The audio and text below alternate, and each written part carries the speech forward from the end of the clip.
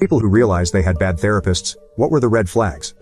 1. So I went to child therapy back in the day. But the therapist always had my dad in the room with my sisters and I. Because of that I was never able to tell her about how he was abusing my sisters and I. I remember every time I answered a question I'd be looking at him for an okay on the answer. She literally never caught on. 2. I was 13. The therapist was an older woman who upon first meeting me said to my mother that I was on coke. I wasn't. And that my father and or brother were aping me. My father and brother have never, ever touched me like that. This was one sick woman who needed help herself.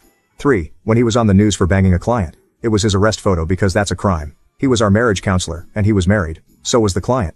4. The one I went to after my suicide attempt at 16 had some, not so compassionate opinions. My very first session, one thing I told her was that I was bullied a lot at school.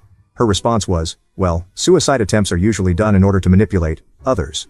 So, since you were capable of that, did you ever consider maybe you were the bully? I really never spoke to her again. I had to go weekly because of my attempt.